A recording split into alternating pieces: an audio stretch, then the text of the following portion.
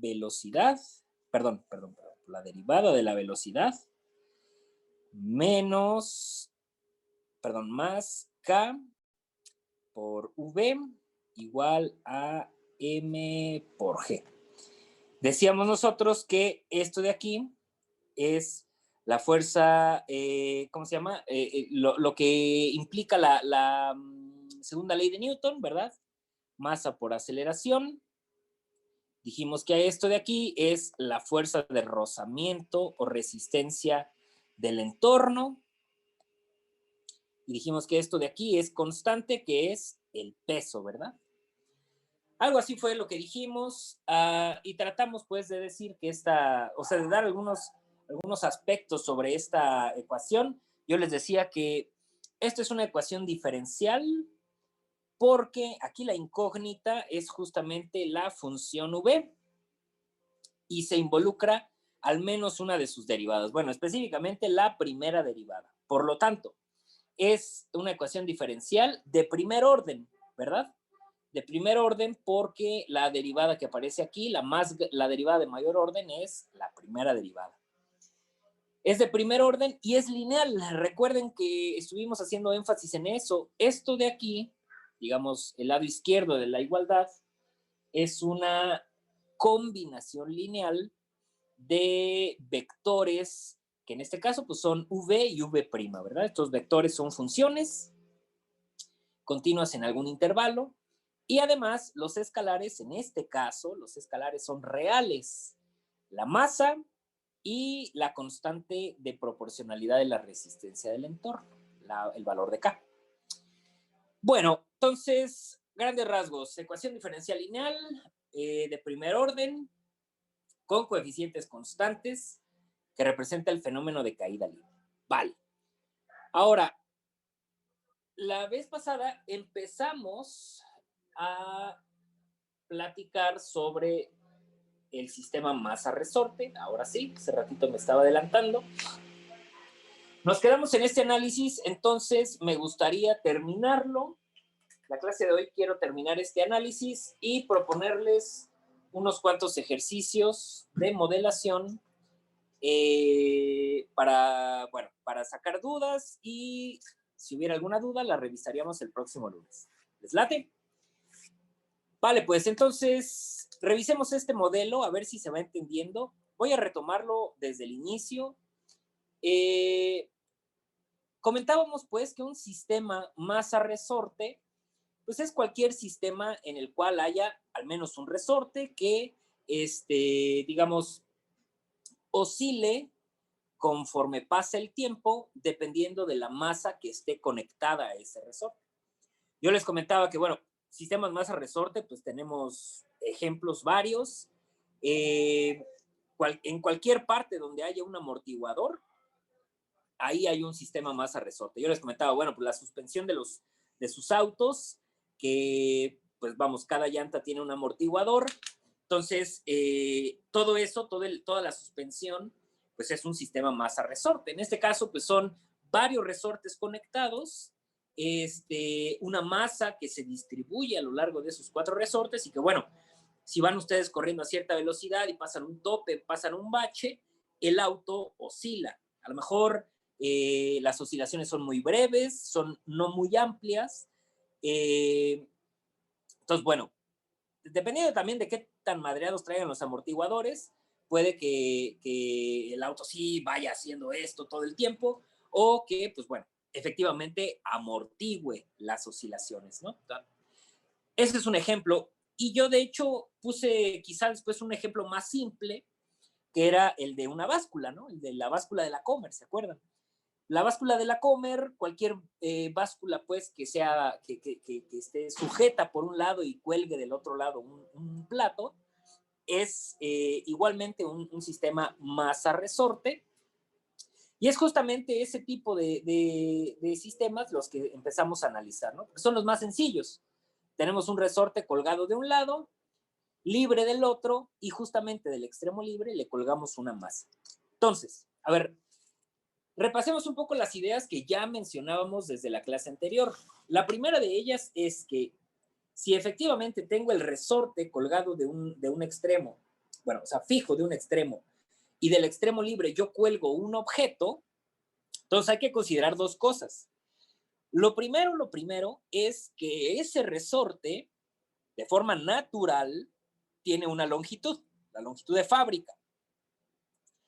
Y además tiene una cierta rigidez. Una rigidez que se puede calcular por medio de algo que le llamamos constante de resorte. Cada resorte que se fabrica, todos y cada uno de los resortes tienen un coeficiente de rigidez. Es propiedad del resorte. Esa rigidez nosotros la podemos calcular por medio de una elongación. Recuerden, el resorte así salidito de fábrica tiene una cierta longitud, pero si nosotros lo fijamos de un extremo y le colgamos una masa del extremo libre, entonces el resorte se elonga o bien se estira una cierta longitud.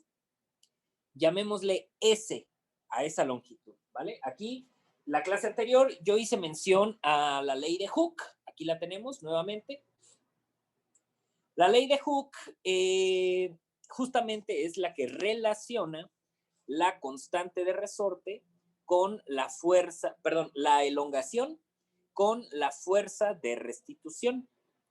Lo comentábamos también en la clase anterior, o sea, cada vez que yo le aplico una fuerza a un resorte para estirarlo o comprimirlo, el resorte a su vez impone o responde con otra fuerza que actúa en sentido contrario.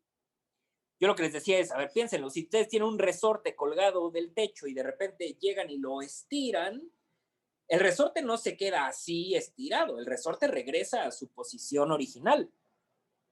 Eso justamente se debe a la fuerza de restitución del resorte, ¿vale? El resorte también aplica una fuerza en sentido contrario, que es lo que hace que se regrese a su lugar, a su posición original. Entonces, justamente cuando nosotros colgamos una masa del extremo libre de un resorte, lo que estamos haciendo es, al aplicarle esa fuerza, es estirarlo. Y justamente, ya les decía yo hace ratito, la elongación S está dada, o es justamente esa cantidad de esa longitud que se estira de más. Digamos, si el resorte tiene una longitud natural, aquí yo la llamé X0, ¿no? Acuérdense que normalmente el subíndice 0 indica algo inicial, ¿verdad? En este caso, X0, pues es la longitud inicial, la longitud natural del resorte. Si yo le cuelgo una masa, la idea es que pues el resorte se va a estirar y la longitud original, X0, va a cambiar a una nueva longitud, llamémosle X, ¿no? Ya con el resorte estirado. Entonces, esa diferencia entre ¿cómo se llama? La longitud del resorte estirado y la longitud original, esa diferencia es a la que llamamos elongación, ¿verdad? Entonces, la ley de Hooke lo que dice es que la fuerza que aplica el resorte en sentido contrario, la fuerza de restitución, es proporcional, ¿verdad? Proporcional a la elongación. Yo lo que les decía, les ponía este ejemplo de que pues, ustedes tienen una liga fija de un extremo a su cara y del otro extremo la estiran, seguramente les va a dar más temor estirarla mucho y después soltarla, porque estamos aplicando una elongación muy grande. Y por lo tanto, una elongación muy grande implica una fuerza de restitución muy grande. De modo que si tienen la liga aquí y la estiran mucho, le aplican una elongación muy larga, muy grande, a la hora de soltarlo, la fuerza de restitución va a hacer que el madrazo que reciban en la cara pues sea muy fuerte. Si la elongan poquito, ¿no? La liga, si apenas la estiran, la elongación pequeña hace que la fuerza de restitución sea pequeña, ¿vale? Bien, bueno, eso por un lado, insisto, pues si simplemente tenemos el resorte y le colgamos una masa, pues lo más que va a ocurrir es que el resorte se va a elongar, pero llega a una posición de equilibrio, ¿no? Simplemente pues se estira tantito y ya está. El asunto comienza cuando una vez que está colgando la masa del resorte, llega alguien y tira de esa masa hacia abajo. Porque en cuanto tira de ella hacia abajo y la suelta, libera la masa, entonces la masa se va a dirigir hacia arriba debido a la fuerza de restitución del resorte, ¿no? La va a jalar hacia arriba y entonces todo el sistema, la masa va a ir hacia arriba, va a pasar por la posición de equilibrio y se va a comprimir el resorte, ¿no? Se va a comprimir ahora. Y esa compresión, pues vamos, implica aplicarle una fuerza al resorte. Entonces, ahora el resorte, en lugar de aplicar su fuerza de restitución hacia acá, va a empujar, ¿no? Ahora el resorte va a querer liberarse de esa presión y va a empujar. Por lo tanto, va a obligar a que la masa vuelva a bajar.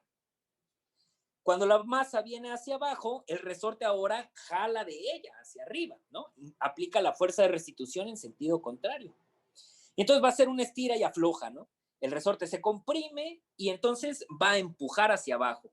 La masa va a bajar, el resorte se estira y entonces va a jalar hacia arriba. Y entonces la masa va a ir subiendo, bajando una cierta cantidad de veces.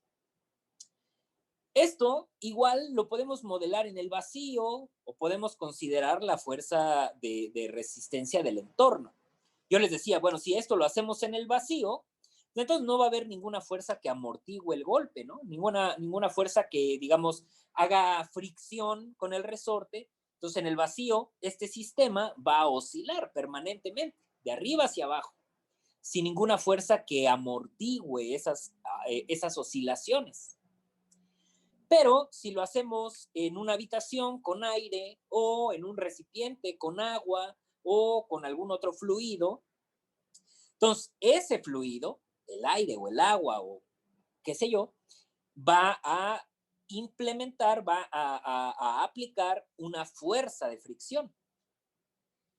Esa fuerza de fricción, vamos a llamarla esa fuerza amortiguadora, pues vamos, tiene ese nombre precisamente porque se opone al movimiento, ¿cierto? Es decir, esa fuerza que impone el aire o el agua o el fluido del entorno va a hacer que las oscilaciones eventualmente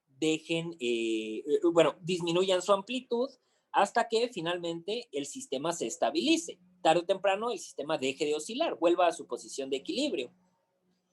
Entonces, si se fijan, por un lado, la ley de Hooke nos permite relacionar la fuerza del resorte y su elongación, y por otro lado, dado que va a haber movimiento en este sistema, dado que va a haber oscilaciones, entonces también aquí consideramos, la segunda ley de Newton.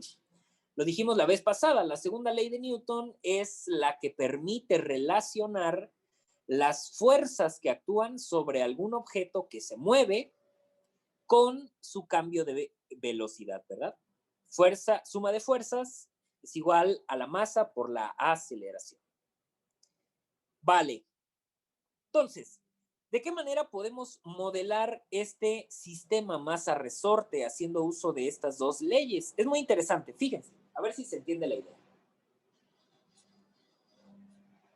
Bueno, este dibujito que tenía aquí es lo que les decía, está el resorte con una longitud natural x0, y entonces yo al implementarle una fuerza, estoy haciendo que el resorte se estire. Esta diferencia, ya lo decíamos hace ratito, es la elongación, S, ¿vale? Entre más grande es S, más fuerte regresa el resorte a su posición original. Bien. Fíjense, el caso más sencillo, como ya lo decíamos hace ratito, el caso más sencillo es el movimiento no amortiguado. Fíjense bien, aquí tenemos dos palabritas que son importantes. La primera, pues, es no amortiguado, ya lo decíamos hace rato. Se entiende a qué me refiero con esto. Se supone que esto está modelándose en el vacío, entonces no hay ninguna fuerza de resistencia, no hay amortiguamiento. Además, digo que es libre porque, ojo, la idea es que si yo tengo el resorte colgando y de este tengo una masa, Entonces, simplemente tiro de la masa hacia abajo y lo libero. Y entonces oscila. Es libre porque adicional al peso del objeto y a la fuerza del resorte, no hay otra fuerza que juegue un papel aquí, ¿no? Son solo estas dos fuerzas. El peso jala hacia abajo, el resorte jala hacia arriba, y eso es lo que hace el movimiento. Un movimiento que no sea libre, normalmente se dice que es forzado. Es decir, imagínense que además de tener el resorte y el objeto que cuelga de él, tiramos de él hacia abajo, pero además, no sé, hay una persona con un martillito pegándole a la masa cada vez que sube, ¿no? Entonces la masa viene subiendo y alguien le da un impulso hacia abajo. Entonces mueve el objeto de nuevo hacia abajo, pero con una fuerza que ya no es natural, propia del movimiento, sino es una fuerza adicional que está obligando a que la velocidad, la posición cambie diferente, ¿verdad? Si tenemos entonces, pues, insisto, alguien que además de las fuerzas naturales de este sistema, el peso y la del resorte, está aplicando una fuerza externa, el movimiento se llama movimiento forzado. Bien, entonces, en este caso tenemos el caso más sencillito, un movimiento libre y no amortiguado en el vacío. Piénsenlo, a ver, vamos a analizarlo. Decimos aquí, para el caso del sistema masa-resorte que vamos a analizar ahora, vamos a suponer que el resorte está suspendido, ¿no? Está suspendido del techo y tiene un extremo libre. De ese extremo libre colgamos un objeto con cierta masa y sabemos que su peso lo podemos calcular de esta manera. Si nos ponemos de acuerdo, igual que la vez pasada, de que ¿cómo se llama esta? La dirección positiva del movimiento es hacia abajo, porque vamos a jalar nosotros la masa hacia abajo. Entonces, el peso del objeto, la masa por la gravedad, es una fuerza positiva, porque actúa en dirección hacia abajo, en dirección al movimiento. ¿Me explicó? Vale, entonces, esa fuerza actúa hacia abajo. Y por el otro lado, pues ya decíamos hace rato, el resorte aplica una fuerza de restitución, que es directamente esta, ¿no? La fuerza de la ley de Hooke, ¿sale? Es proporcional a la elongación. Vale. Ahora, esta fuerza obviamente se opone al movimiento. Si yo tiro de la masa hacia abajo, esta fuerza actúa hacia arriba, ¿no? Por eso, incluso por eso el nombre, ¿no? De restitución. Entonces, estarán de acuerdo conmigo que según la ley de Newton que teníamos aquí arriba, ¿no? Esta suma de fuerzas, pues está formada por dos fuerzas. El peso, que actúa hacia abajo, y la fuerza de resorte, que actúa hacia arriba.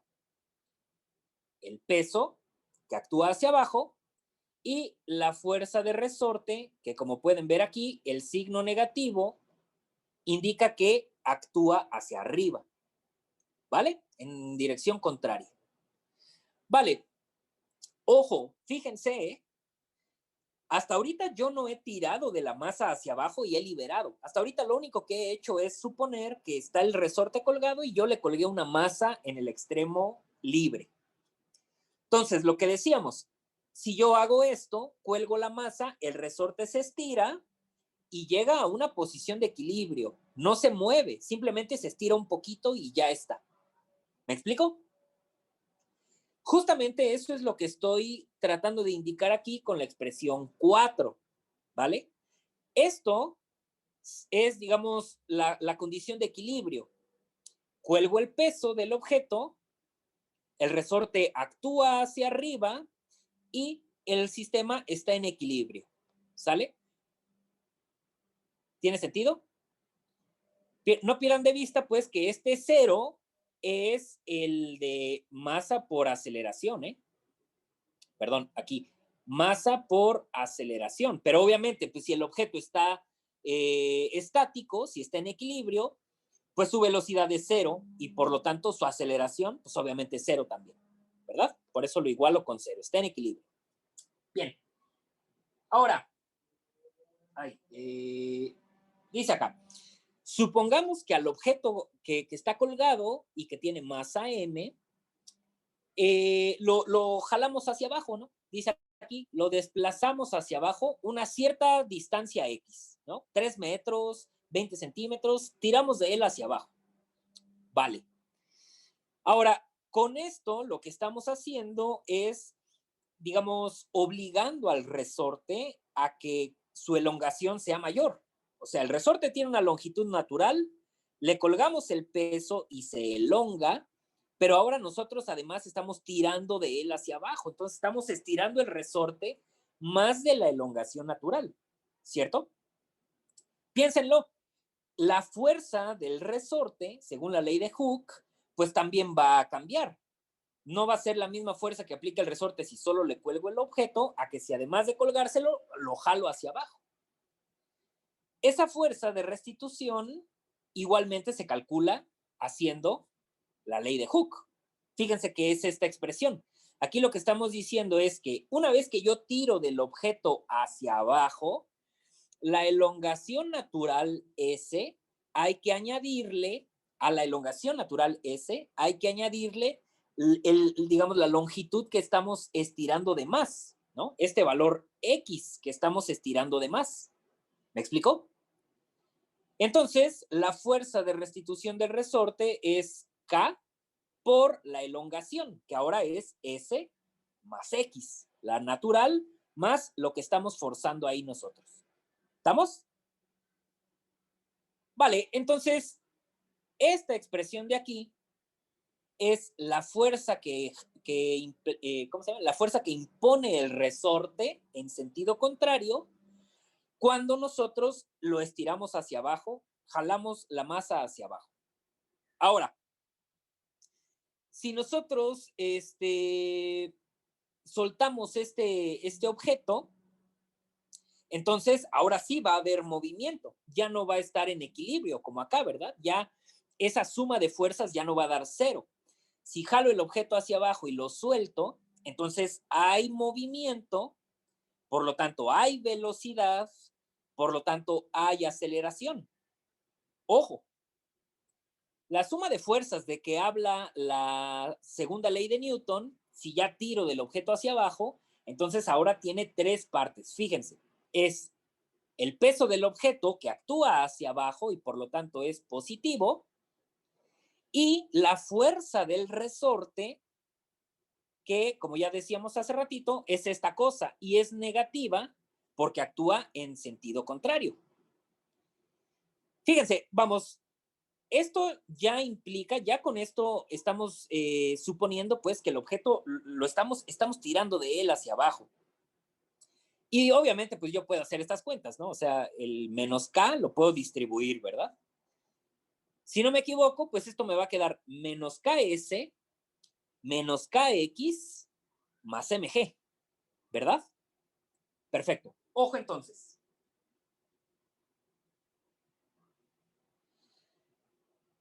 Esto, bueno, ay, perdón, me pasé tantito. Esto que está aquí, pues, esto que ya nos pusimos de acuerdo, pues no es otra cosa sino la suma de fuerzas de la segunda ley de Newton. Del otro lado tenemos masa por aceleración. Fíjense, la masa es constante, ¿verdad? Bueno, entonces esa ahí la dejamos. Pero fíjense cómo la aceleración aquí la estoy expresando como una derivada. Es la segunda derivada de la posición, ¿verdad? Ojo, se supone que el objeto estaba fijo en posición de equilibrio y yo lo desplacé hacia abajo X centímetros o X metros, es decir, una cierta longitud X, ¿verdad? Y están de acuerdo que esa longitud de X, en el momento en que yo libere el sistema, esa longitud de X va a ir cambiando, ¿sí o no?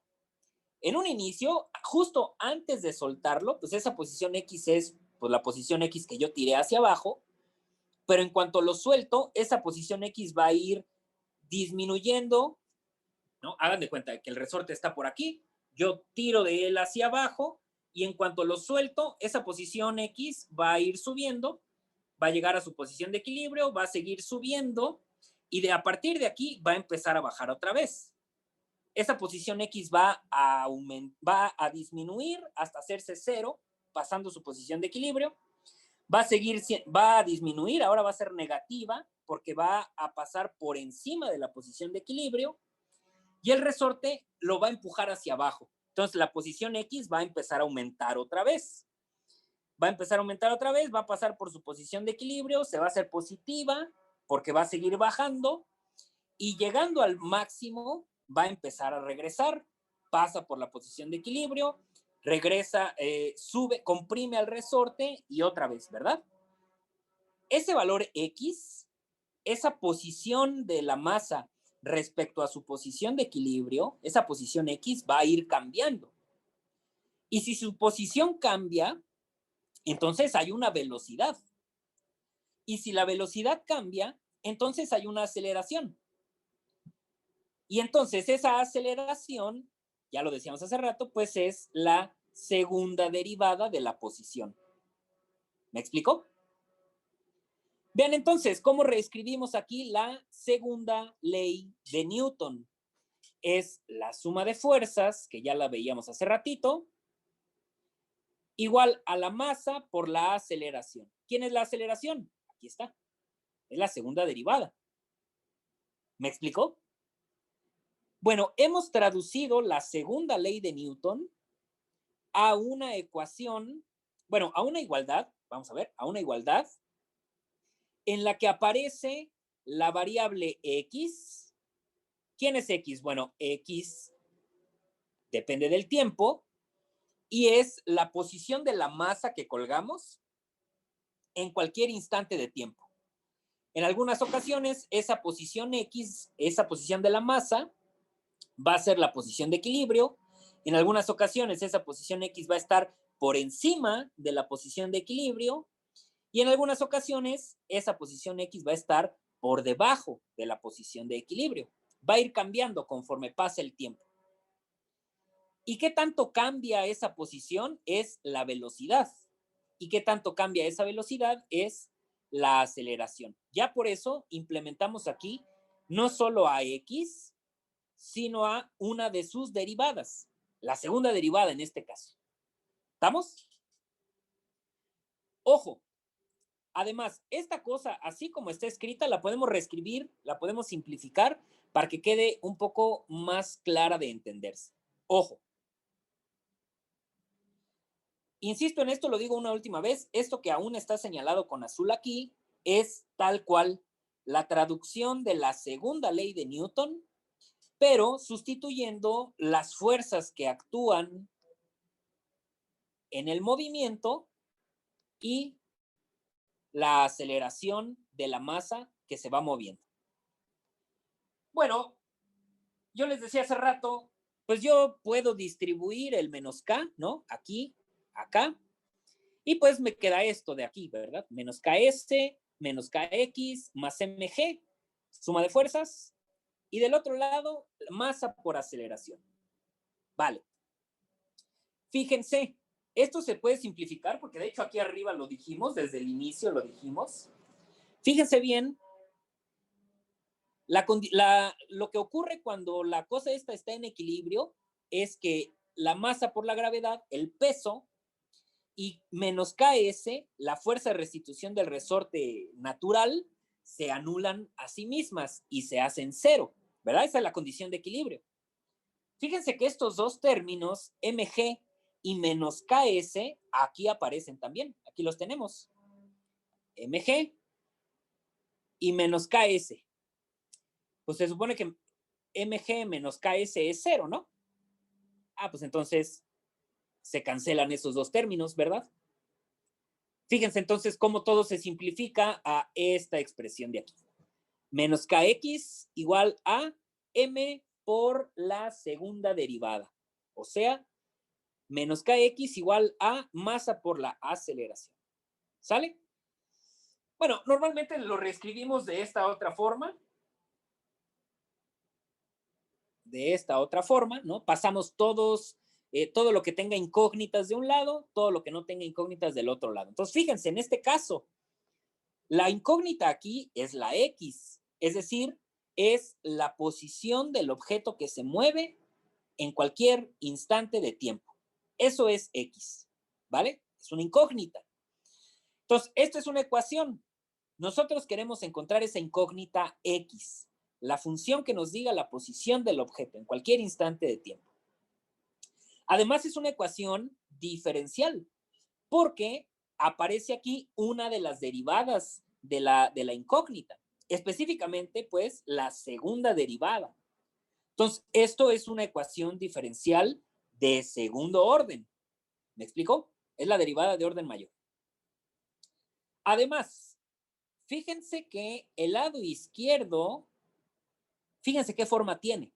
Es un escalar por la segunda derivada, más es un escalar por la primera derivada, más un escalar por la derivada de orden cero. A ver, aclaro esto. El escalar m es un escalar real y está multiplicando a la segunda derivada. El escalar cero es un escalar real que está multiplicando a la primera derivada. Por eso no está escrita, ¿sí o no? Pero si quisiéramos, podríamos escribir cero primera derivada de x y sería la misma cosa, ¿sí o no? Y además está el escalar k, que es un escalar real, multiplicando a el vector x, la incógnita que andamos buscando, ¿cierto? Vale, entonces esto es una combinación lineal. Esta es una ecuación diferencial lineal de segundo orden. ¿Estamos? Una última cosa. Creo que lo dijimos la semana pasada. Nosotros podemos tener ecuaciones lineales homogéneas y no homogéneas. ¿Se acuerdan? Las ecuaciones homogéneas son todas aquellas que están igualadas con cero. O sea, que del lado izquierdo están puras X, bueno, puras incógnitas, y del lado derecho está la constante cero. Y se llama no homogénea si del lado izquierdo están todas las incógnitas y del lado derecho hay cualquier otra cosa, ya sea un número o una función, cualquier otra cosa que no sea el cero. ¿Sale? Entonces, lo digo una última vez, ya para ponerle el nombre completo con apellidos y todo. Esta expresión, o bien esta expresión 5, que está más simplificada ahí la notación, es una ecuación diferencial lineal no homogénea, perdón, homogénea de segundo orden, con coeficientes constantes, m y k. ¿Estamos de acuerdo? Vale, muy bien. Ese es el movimiento libre, insisto, no hay ninguna fuerza adicional y es no amortiguado porque en ningún momento contemplamos la fuerza de resistencia del entorno. Esto lo estamos haciendo en el vacío, hagan de cuenta. ¿Sale? Vale, entonces piensen, a ver, según ustedes, con lo que hemos dicho hasta ahorita y con esta información que tienen aquí, les preguntaría, ¿qué tipo de función creen ustedes que sea X? Recuerden que X, bueno, no lo escribí porque es demasiada notación, pero X depende de T, ¿verdad? Es la posición del objeto que va oscilando y cambia conforme pasa el tiempo. X es una función, es nuestra incógnita. ¿Qué tipo de función creen ustedes que sea X de T? La función que nos dice la posición del objeto que va oscilando. ¿Se les ocurre? ¿Alguna idea?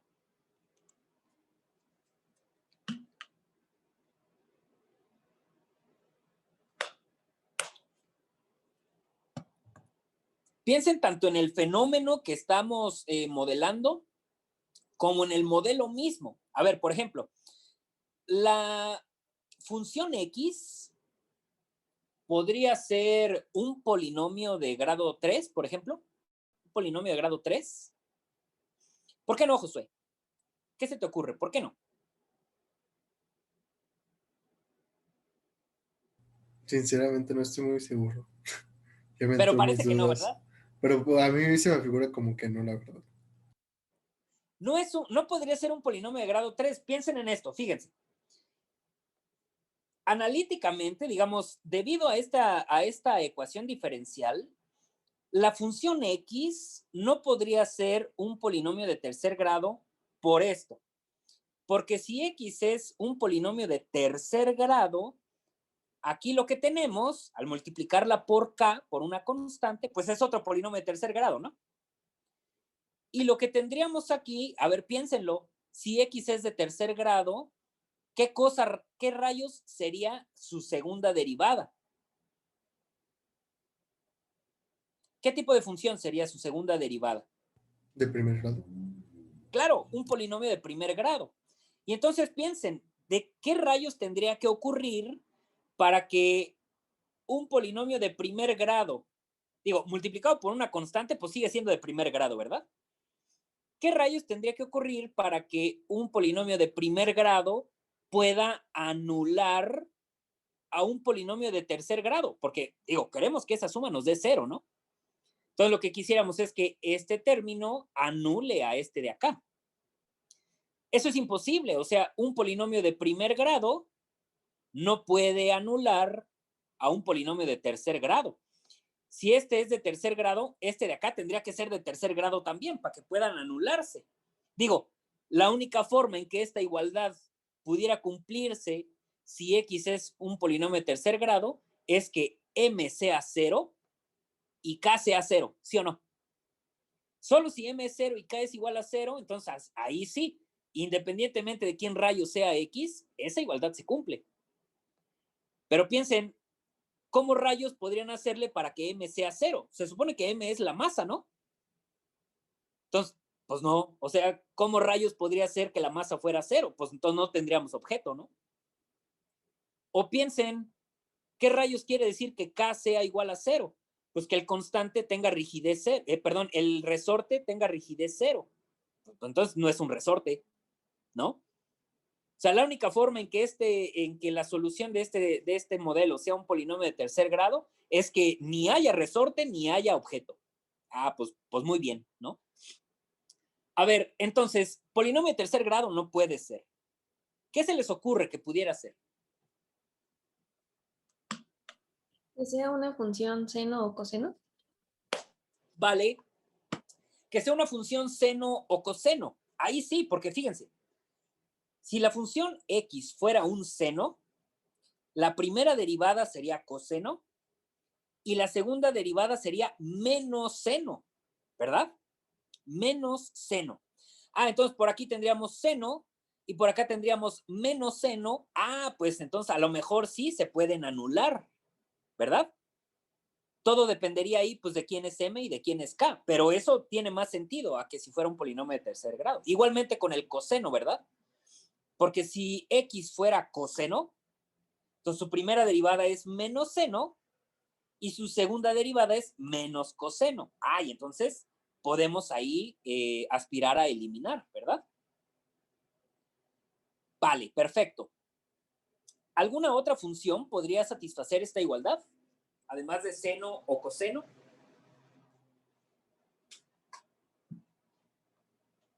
¿Se les ocurre alguna otra?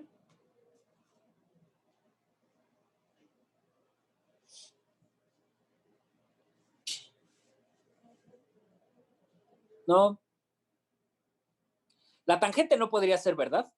Porque la derivada de la tangente es secante cuadrada y la derivada de secante cuadrada es 2 secante por secante tangente y que pues ya ahí se ve medio complicado.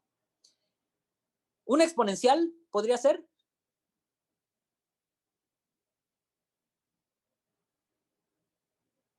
¿No? Bueno, la respuesta es a huevo que sí, porque piénsenlo. Si x es exponencial, su primera derivada es la misma exponencial, si acaso multiplicada por una constante, ¿verdad? O sea, si x fuera tipo algo así, su primera derivada es la misma exponencial multiplicada, si acaso, por la m, ¿verdad? Y la segunda derivada, ay, perdón, espérame. Y la segunda derivada sería, pues, la derivada de esto, que volvería a ser la misma exponencial multiplicada, si acaso, pues, por otra constante, ¿verdad? Entonces, bueno, ahí sí, dependiendo de quién sea m y quién sea k, a lo mejor esta función y su segunda derivada, a lo mejor se pueden eliminar. Todo va a depender de quién es m y de quién es k. Entonces, ojo, este modelo así como está, más o menos nos puede dar una idea de qué tipo de funciones pueden ser solución y qué tipo de funciones no. Aquí las polinomiales no van a funcionar. Seno y coseno sí pueden, exponencial también puede. Ahora, reflexiónenlo, pero en términos físicos, o sea, en términos del sistema masa-resorte. ¿Tiene sentido que la posición X sea seno o sea coseno?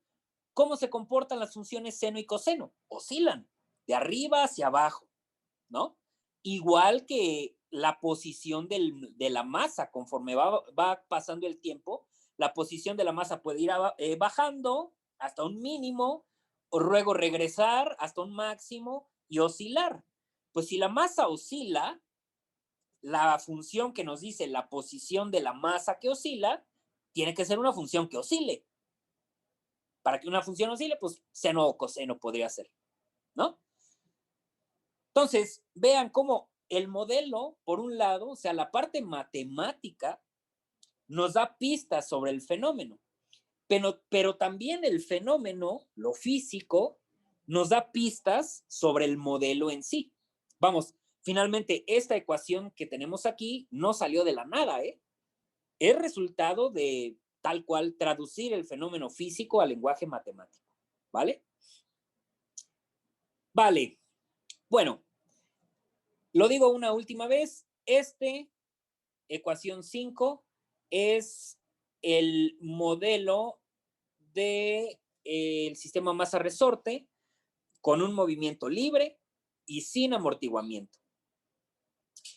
¿Qué creen ustedes que cambie si ahora implementamos la fricción del entorno? O sea, ¿qué creen ustedes que tengamos que analizar ahora si consideramos también la fricción, el rozamiento del entorno? ¿Se les ocurre?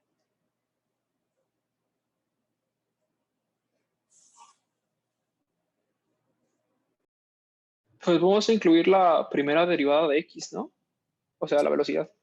Claro, aquí, igual que en el modelo de caída libre, la fricción que impone el entorno, el rozamiento, digamos, es proporcional a la velocidad instantánea, igual que en caída libre. Si se acuerdan, yo incluso les comenté esto, ¿no? A ver, si ustedes van en el auto a una velocidad relativamente baja y sacan su manita por la ventana, no se siente la fricción del aire. A que si van a 200 kilómetros por hora, sacan la mano por la ventana y el aire se las va a llevar para atrás, ¿no? Entre más rápido van, más grande es la fricción del entorno. Igual les comenté, si estuvieran en una pila o en una piscina, si se mueven lentamente o si mueven su manita en la piscina lentamente, el agua no impone tanta resistencia como si de pronto tienen la mano y le dan un jalón adentro del agua. O sea, el agua impone una resistencia mucho mayor. Consideramos la misma idea. Finalmente, si tenemos el resorte colgado, de una masa colgando del otro lado, piénsenlo, tiro de ella, la suelto, la masa va a oscilar y ese movimiento vertical podría verse como una caída libre. Bueno, como una caída. Libre no, porque el objeto pues está sujeto de un resorte, ¿no? Entonces, libre no está. Pero caída tiene sentido. Entonces, si vamos a considerar ahora, digamos, el rozamiento, ¿no? La fuerza de fricción del entorno, entonces podemos añadir aquí la velocidad. Aquí lo tenemos, movimiento libre, ahora sí, amortiguado. Insisto en esto, sigue siendo libre porque no hay una fuerza adicional que esté impulsando la masa hacia abajo o hacia arriba. pero es amortiguado porque ahora sí estamos considerando un rozamiento, una fuerza de fricción. Igual que en caída libre, esa fricción la vamos a considerar como proporcional a la velocidad instantánea. Ojo, aquí lo decimos, ¿no? Supongamos que las fuerzas que amortiguan las oscilaciones de este fenómeno son proporcionales a la velocidad instantánea, ¿vale? Proporcionales a la velocidad instantánea, ya desde que escuchamos la palabrita proporcional, tendríamos que pensar en una constante de proporcionalidad, ¿verdad? Y bueno, velocidad instantánea es una derivada. Y en este caso es la derivada de la posición, la derivada de X. Vean lo que estamos haciendo aquí. La resistencia del entorno es un múltiplo constante, ¿verdad? De la velocidad. Es la derivada por una constante. Y esa constante aquí yo le llamé beta, ¿vale? Fíjense cómo cambia el modelo añadiendo la resistencia del entorno. Ojo, diríamos que la segunda ley de Newton, considerando las fuerzas que actúan sobre el movimiento, pues tendríamos esto, ¿verdad? Por un lado, vean qué tenemos aquí, el lado izquierdo, esto es la masa por la aceleración, ¿cierto? Y lo que tenemos en el lado derecho es la suma de fuerzas, ¿sale? Ay, aguánteme, aquí estorba esto. Ahí está. O sea, esta expresión que tenemos aquí, tal cual, es la segunda ley de Newton. De hecho, aquí lo estamos diciendo. Podemos adaptar la segunda ley de Newton para considerar esta nueva fuerza amortiguadora. Y asumiendo que el movimiento es libre y no forzado, es decir, asumiendo que no se aplican otras fuerzas externas al sistema, además de estas dos, entonces, ay, güey, perdón, no quería hacer eso, más bien esto. Entonces, ¿cómo se llama? La segunda ley de Newton se expresa de esta manera. Suma de fuerzas, lo que tenemos en rojo, igual a la masa por la aceleración, lo que tenemos en azul. ¿Estamos? Ahí medio ordenándole un poquito, fíjense, bueno, creo me adelanté un poco, nada más lo comento, creo que es obvio, a lo mejor se dieron cuenta, pero igual mejor lo comento. Fíjense que ya no partimos del movimiento otra vez, más bien del fenómeno otra vez desde el inicio. Fíjense a quién le estamos añadiendo la resistencia del entorno. Se le estamos añadiendo al modelo que encontramos previamente, pues a esto de aquí, ¿verdad? A esa expresión, lo único que le hicimos fue meterle la resistencia del entorno. Entonces me queda m por la segunda derivada, me queda kx positivo, pero bueno, acá lo que hice fue pasarlo para el otro lado, ¿verdad? Por eso me quedó negativo ahora. Y además añadir la fuerza de resistencia, que es negativa porque se opone al movimiento. Y bueno, es la constante beta por la primera derivada, la velocidad. ¿Sabes? Podemos reexpresar esta cosa, igualmente, podemos reexpresarla pasando todas las incógnitas de un lado. Vean que todos los tres términos que aparecen en esta igualdad involucran a la X. Entonces, si paso todos los términos que involucran a la X del mismo lado, me queda esta expresión número 6. Fíjense, es m por la segunda derivada, ya no es 0, sino ahora es beta por la primera derivada y k por la derivada de orden 0, la función original x. Esta sigue siendo una ecuación diferencial lineal, sigue siendo homogénea, sigue siendo de segundo orden. La diferencia es que tiene un término que involucra a la primera derivada. Es el mismo modelo, es el mismo fenómeno, pero en el anterior era no amortiguado, en este es amortiguado. Aparece ahí la primera derivada. ¿Sale? Vale, muy bien. Fíjense, si estamos considerando una fuerza amortiguadora, entonces tiene sentido pensar que eventualmente las oscilaciones van a disminuir de amplitud hasta quedar en amplitud cero, digamos. El fenómeno pasado, donde no había fuerza amortiguadora, donde no había rozamiento, estaba supuesto que oscila permanentemente hasta el infinito.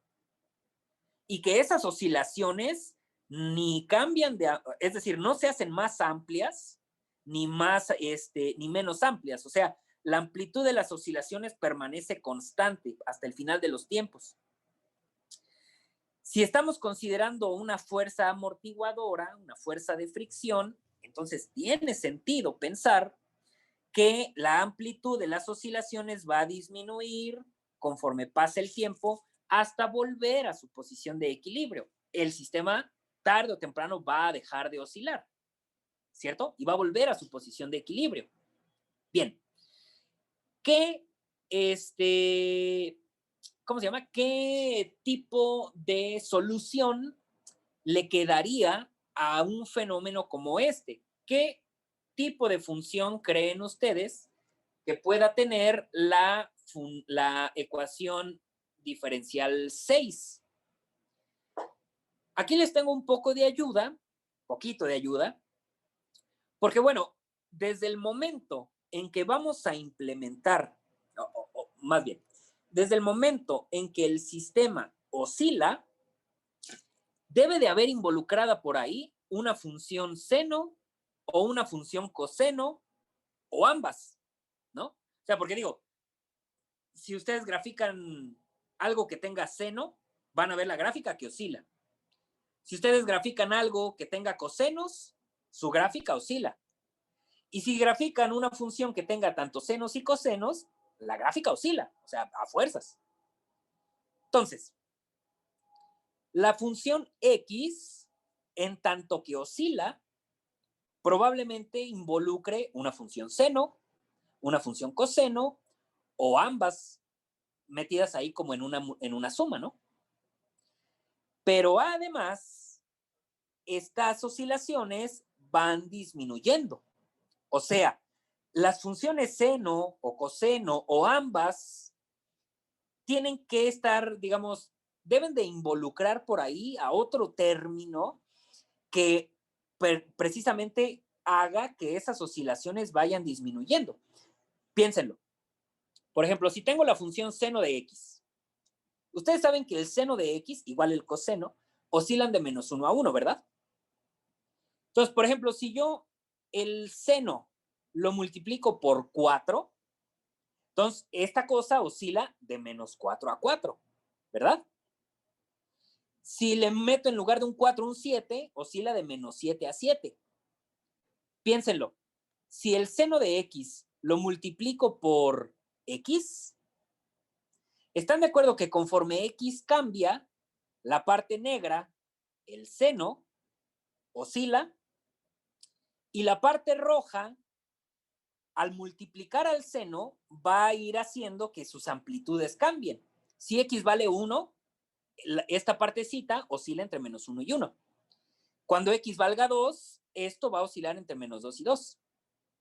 Cuando x valga 3, esto va a oscilar entre -3 y 3.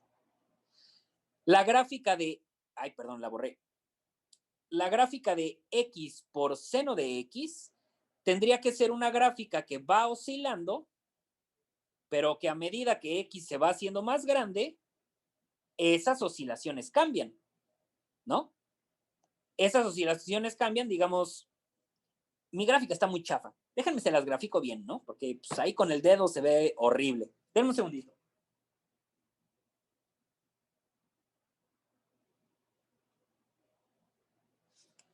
Vamos a abrir un graficador decente para que se entienda la idea.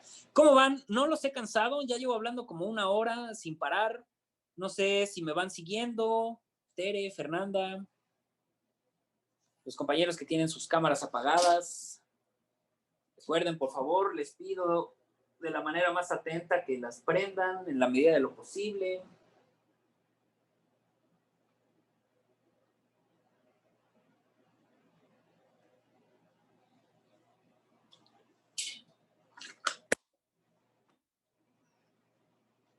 Bueno, les presento la gráfica. Bueno, aquí voy a poner la del coseno. La gráfica del coseno, conocida por todos ustedes desde el kinder. Ahí la tenemos. Ahora, ojo, fíjense, ¿cómo sería X? Ay, ¿cómo sería X por coseno de X? Vamos a ver.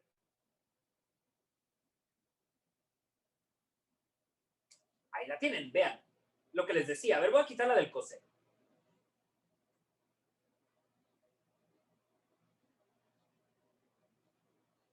¿Por qué rayos esta función se comporta así? Bueno, la parte del coseno es la que le da las oscilaciones. La parte de X, como está multiplicando al coseno, X modifica su amplitud. Y entre más grande se haga el valor de X, ¿verdad? Hacia acá tiende a infinito, pues entonces más grandes se van a hacer las oscilaciones de esta función. Piénsenlo, es más, hasta voy a graficar la función X. Véanla.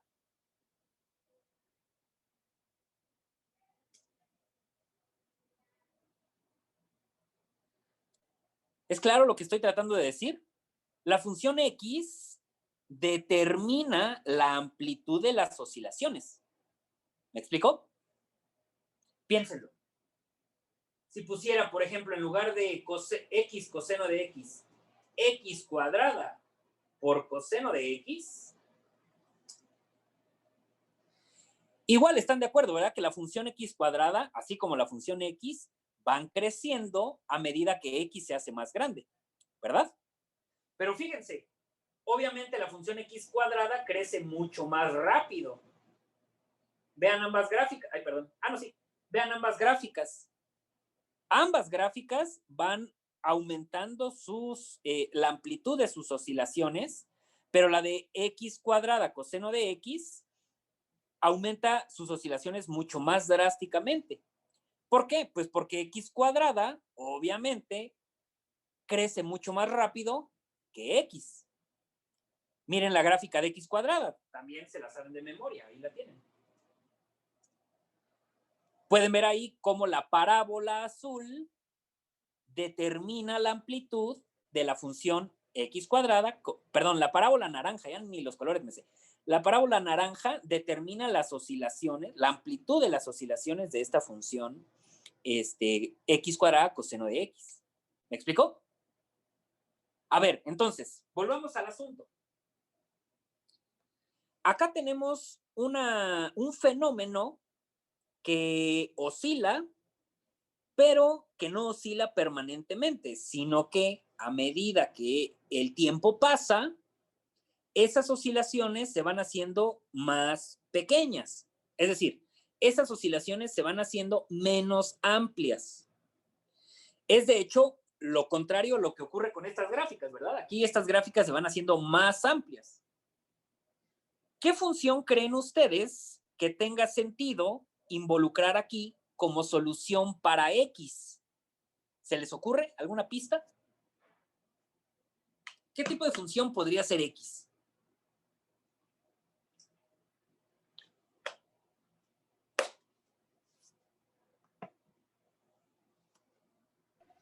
¿Podría ser 1 sobre X? 1 sobre X, bueno, podría ser, ¿por qué no? Podría ser. Vamos, es más, hasta la vamos a graficar, fíjense. Por ejemplo, si yo pongo 1 sobre X por el coseno de X. A ver, déjenme quito las demás.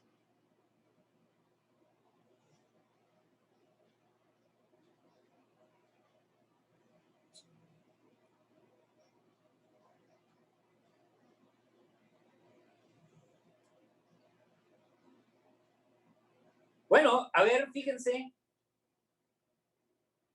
Ahí moviéndole ¿cómo se llama? La escala y todo eso, podemos ver que sí, miren, fíjense.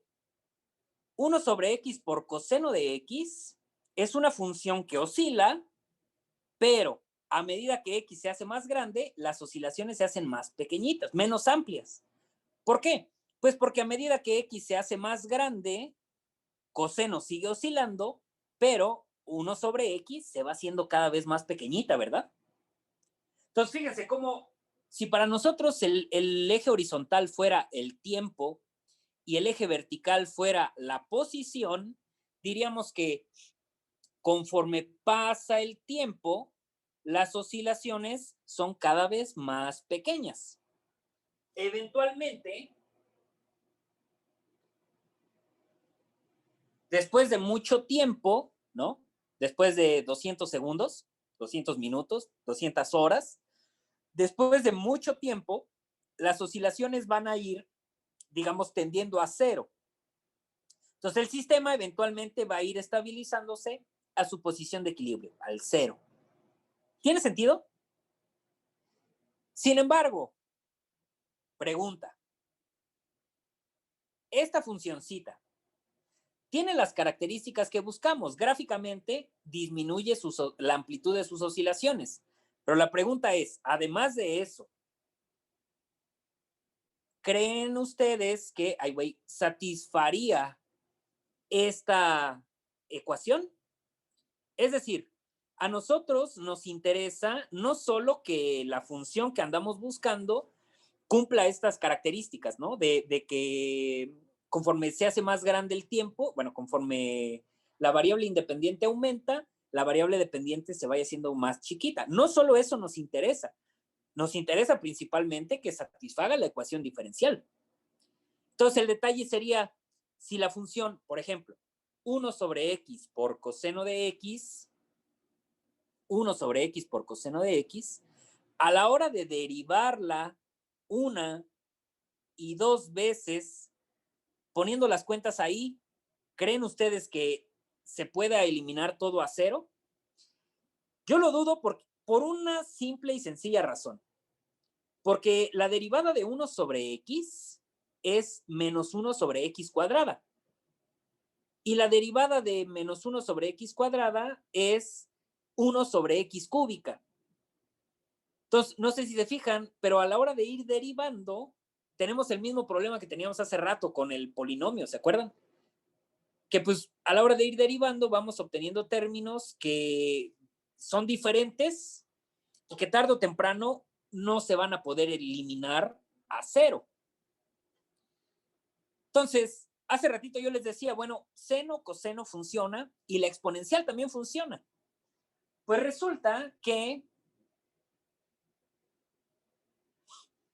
dependiendo de qué tan amortiguado esté el movimiento, la solución puede estar dada en términos de exponenciales o bien de... Espérame, déjenle bajo acá. Ah, no, sí, ya está ahí. Exponenciales, senos y cosenos. ¿Sale? Piénsenlo. Si yo pusiera, por ejemplo, una función exponencial con exponente negativo, esa función decrece. A ver, vamos a verla. E a la menos x, por ejemplo. Aquí la tienen. Es una función que decrece. Entonces, por ejemplo, si yo tuviera e a la menos x por coseno de x. Ah, caray. ¿Qué dice aquí? Ahí está. Vean cómo, bueno, a lo mejor aquí no se ve por e a la menos x, déjenme le pongo, no, quería ponerle un tercio. Vean que coseno hace que esta función oscile y esta exponencial con exponente negativo hace que la función decrezca las oscilaciones. Además, si derivamos seno, coseno o exponencial, la primera y la segunda derivada involucra a seno, coseno y exponencial. Entonces, si corremos con suerte, tendremos la oportunidad de ir simplificando términos y que efectivamente se cancele todo y nos dé cero, que es finalmente lo que nosotros queremos, ¿verdad? En nuestro modelo, en la ecuación diferencial, lo que nosotros queremos es cumplir la igualdad con cero. ¿Cómo ven? Más o menos, ¿tiene sentido lo que estamos diciendo? Ahora, ustedes podrán decir, puta, esto se ve como que hay que estarle atinando y esto no. En realidad, aquí lo que estamos haciendo es tratar como de explorar un poco y sobre todo de exprimir lo más que se pueda el análisis del fenómeno y de la ecuación diferencial que tenemos. Obviamente, llegará el momento en que nosotros, viendo la ecuación diferencial, no tengamos, bueno, podremos, pero no tengamos la necesidad de conjeturar cuál será la solución y esto. Hay un algoritmo, un procedimiento, pues, que viendo esta ecuación diferencial podemos decir, paso número 1, hacemos esto. Paso número 2, hacemos esto. Paso número 3, hacemos esto. Esto, despejamos y listo. Ya está la función X. Y podremos comprobar todas las conjeturas que acabamos de hacer ahorita. Que esa función X efectivamente es un seno, o es un coseno, o es una exponencial, o etcétera, etcétera. ¿Sale? Vale. Esto, sin embargo, es importante que lo hagamos, digamos, que podamos explorar las posibilidades que nos da un modelo. Es algo que les voy a pedir que hagan ustedes para la próxima clase. Yo les voy a proporcionar por ahí algunos fenómenos tipo, ocurre que sacamos una lata del refri y la dejamos en un cuarto a temperatura ambiente. El ritmo al que la lata se calienta es proporcional a bla, bla, bla. Escribe la ecuación diferencial. Ustedes tendrán, por ejemplo, que traducir el enunciado, el fenómeno, a una ecuación, a una expresión, ¿no? Sabiendo que, pues si digo es proporcional a, hay por ahí una constante de proporcionalidad. Que si digo al ritmo instantáneo, que si digo la velocidad instantánea, ahí hay una derivada, ¿cierto? Ese tipo de cositas, pues es importante que sepamos hacerlo antes de empezar a resolver ecuaciones diferenciales. ¿Vale? Vale, bueno, ¿cómo ven? ¿Hasta aquí alguna pregunta? ¿Algún comentario? Profesor, ¿puede repetir eso último que dijo de ritmo constante, es derivada y cosas así? Sí, no, decía que, o sea, si en un enunciado, no solo de ecuaciones diferenciales, en general, si alguien les dice tal cosa es proporcional a tal otra, entonces ya desde el momento en que alguien dice proporcional, es porque hay una constante de proporcionalidad. Si yo les digo, por ejemplo, en la ley de Hooke, vamos a verla, la ley de Hooke.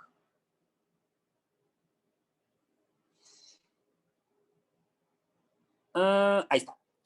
Si yo les digo, a ver, la fuerza de restitución del resorte es proporcional a su elongación. ¿Qué quiere decir eso? Que por ahí debe de haber una constante de proporcionalidad, ¿verdad? Que en este caso, pues es la K. Si yo les digo, no sé si se acuerdan, en la primera o segunda clase que dijimos sobre los problemas de población. Si yo les digo, el ritmo al que crece la población es proporcional a la población. Con esa frase, nosotros ya podemos traducir a matemáticas, porque el ritmo al que crece la población, ritmo de cambio, pues derivada. El ritmo al que crece la población, vale, derivada, es proporcional a la población. Desde el momento en que digo proporcional es porque hay una constante de proporcionalidad por ahí. Si digo es proporcional a la población, pues entonces es proporcional a la misma P. ¿Vale? A eso me refería. O la segunda ley de Newton. La suma de las fuerzas que actúan sobre un objeto es proporcional a su aceleración. Pues entonces por ahí debe de haber una constante de proporcionalidad, que en este caso es la masa. ¿Vale? A eso me refería. ¿Alguna otra pregunta? Perdón, Josué, ¿querías preguntar algo? Le iba a comentar sobre entonces, a partir de la última fórmula con la que se le agregó la resistencia del aire, se tiene como que, pues como decía, como que adivinar o encontrar alguna fórmula que satisface la ecuación. Es que a mí Bueno, las que me confundieron sí, fueron ya las últimas que están hasta abajo. las últimas expresiones, sí. De Sí. hecho, bueno, a ver, sí tenemos que encontrar las expresiones que resuelven la igualdad, es decir, o sea, no tendríamos que adivinarlas o tratar de atinarle. Hay procedimientos para poder encontrarlas. Entonces, sí, en primer lugar, sí tenemos, dada la ecuación diferencial, sí tenemos que encontrar la expresión o expresiones que satisfagan esa igualdad. Número 1. Número 2, no es mi interés, al menos por ahora, no es mi interés que, digamos, sepan ustedes con toda certeza esto y esto de dónde rayos salió. Más bien, en todo caso, si quieren, podrían agarrar esta cosa y meterla en la ecuación diferencial que tenemos aquí arriba. ¿Dónde quedó? En la ecuación diferencial 6. O podrían agarrar esta cosa y meterla en la ecuación diferencial 6 y ver qué satisface. Podrían hacerlo, digo. Eventualmente, cuando nosotros ya estemos analizando los algoritmos para resolver las ecuaciones diferenciales, vamos a volver a este apunte. Porque cuando ya tengamos los algoritmos y ya sepamos cómo resolver, por ejemplo, la ecuación 6, vamos a ver, sin lugar a dudas, que en algunas ocasiones, dependiendo de M, de beta, de K, podríamos obtener esta solución o la que está abajo. ¿Sale? Y en ese momento va a quedar muy claro de dónde salieron estas tres expresiones. Entonces, ahorita si de pronto dicen, ay cabrón, esta cosa, ¿de dónde salió o por qué aquí está escrito de esta manera? No se estresen tanto. Eventualmente vamos a llegar a la solución de estas ecuaciones y vamos a verificar estos resultados. ¿Sale? Vale. ¿Alguna otra pregunta? Edgar, Esmeralda, Melissa, ¿cómo van? ¿Se va entendiendo? Miguel, ¿alguna pregunta? Todo bien, profe. Sale, perfecto. Bueno, pues miren, si se dieron cuenta, las primeras sesiones las utilizamos precisamente como para hablar de modelo, de modelado, de algunos fenómenos que podemos traducir a ecuaciones diferenciales. En un par de clases más empezaremos ya a analizar algunas técnicas para resolver ecuaciones diferenciales sencillitas e iremos complejizando el asunto. Entonces, ahorita todo esto ha estado muy tranqui. La siguiente clase igual vamos a hablar de algunas cuestiones de modelado y ya pronto empezará lo bueno, digamos, algunas cuestiones de talacha, algunos teoremas por ahí importantes. ¿Vale? Entonces no se desesperen. Esto se va a poner muy sabroso. ¿Sabes? Vale, pues bueno, yo le dejaría aquí por hoy. No sé si quieran añadir algo más. Si no tienen comentarios extras, vamos a dejarle acá por hoy. Nos vemos el próximo lunes. Ahora sí hay clases el lunes. Cuídense mucho y que tengan buen fin de semana. Hasta Gracias, luego. profe. Buen fin de semana. Gracias, profe.